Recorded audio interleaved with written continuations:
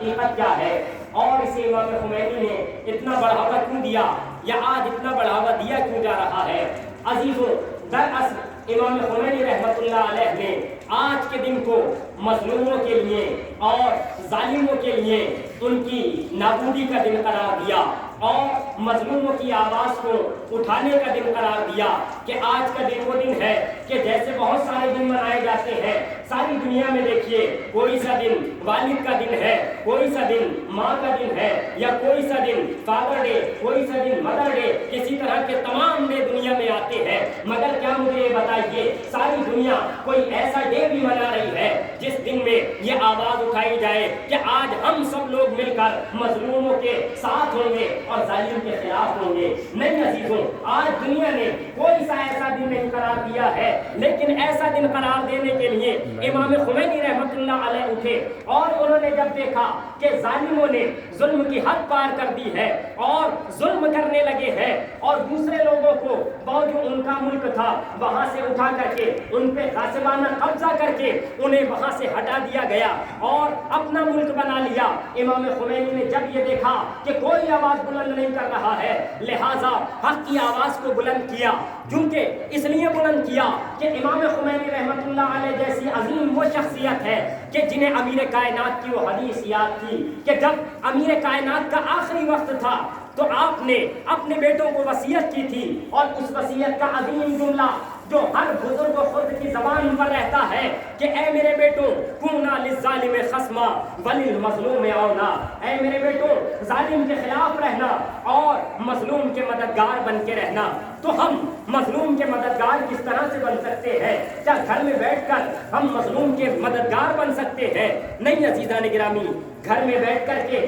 مظلوموں کے مددگار نہیں بن سکتے۔ ہم اس خود کے لیے یا مظلوموں کے لیے کر کیا سکتے ہیں؟ عزیزان گرامی، اگر تمام انسان یہ سوچ لے کہ ہم کچھ نہیں کر سکتے ہیں اور ہاتھ پہ ہاتھ دھر کے بیٹھ جائیں تو یقین جانیے گا اس دنیا کا حال جو آج ہے اس سے بھی برا ہوتا چلا جائے گا۔ لہٰذا ہمیں یہ خود جو منانا ہے تو کس انداز میں منانا ہے، کس طرح سے منانا ہے، اس کے لیے بہت سارے طریقے بتائے گئے کہ ہمیں کس طرح سے منانا ہے۔ عزیزوں، پہلا طریقہ یہ ہے کہ ہم احتجاجات میں شرکت کریں اور ہم جو ظالموں کے خلاف ریلیاں ہو رہی ہیں ہمیں چاہیے کہ ان میں شرکت کریں اور نعرے بلند کریں کہ ہم ظالم کے خلاف ہیں، ہم مظلوم کے ساتھ ہیں۔ عزیزوں، جہاں جہاں بھی ظلم ہو رہا ہے، خالی فلسطین نہیں بلکہ سیریا میں ہو، شام میں ہو، یا جہاں جہاں بھی ظلم ہو رہا ہے، ہر ظلم کے خلاف آواز اٹھانا ایک مسلمان کی ذمہ داری بنتا ہے، کیونکہ پیغمبر اکرم صلی اللہ علیہ وآلہ وسلم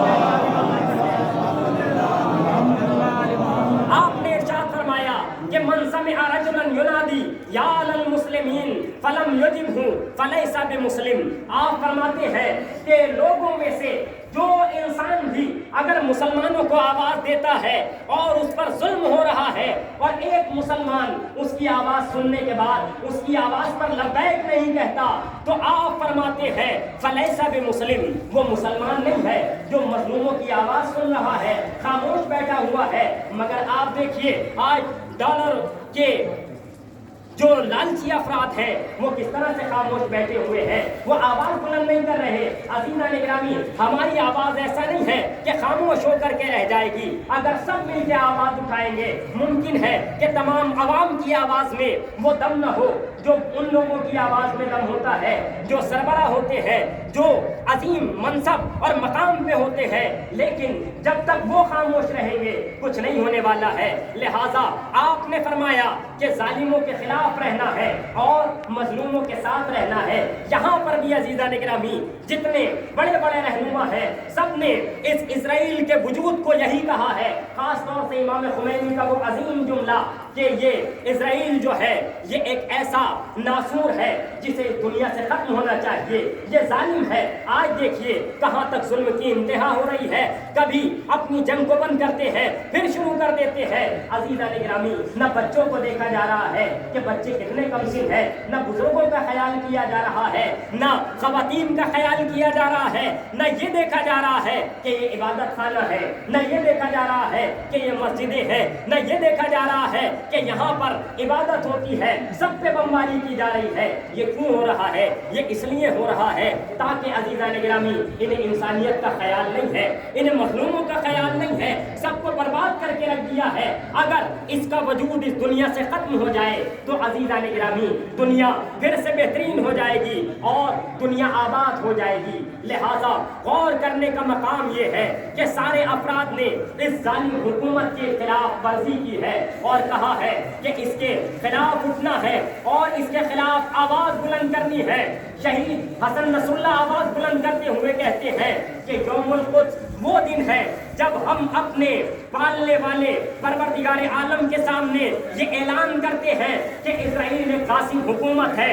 اور یہ ایک ناجائز ریاست ہے، لہذا اس نے فلسطین کے افراد پر قبضہ کیا، اس کی زمین پہ قبضہ کیا اور اسے اپنے آپ ہڑپ لیا، وہاں کے لوگوں کو نکال دیا۔ عزیزان گرامی یہ کہاں کا قانون ہے کہ اگر کہیں گھر بنانا ہے تو دوسرے کا گھر اجاڑ کے اپنا گھر بنایا جائے؟ یہ کہاں کا قانون ہے؟ مگر دنیا میں ہو یہی رہا ہے کہ دوسروں کا گھر اجاڑ کر کے اپنا گھر بنایا جا رہا ہے۔ یہ کہاں کی انسانیت ہے؟ آج لوگ جو آواز بلند کرتے ہیں کہ ہم لوگوں کو بچانے والے ہیں، نسلوں کو بچانے والے ہیں، انسانیت کو بچانے والے ہیں، آج یہ نعرہ دینے والے کہاں چلے گئے؟ نظر نہیں آ رہے ہیں؟ آج دیکھیے کس طرح سے ستم ہو رہا ہے، ننھے ننھے بچے آواز دے رہے ہیں، ننھے ننھے بچوں کا خون بہایا جا رہا ہے، مگر کوئی آواز نہیں بلند کرتا، کوئی کھڑا نہیں ہوتا۔ کھڑا ہو رہا ہے تو اتنے ممالک مسلمان ممالک ہیں، لیکن آج خرد و بزرگ کی زبان پر ایک ہی جملہ ہے کہ آواز بلند کرنے والا کوئی ملک نظر آ رہا ہے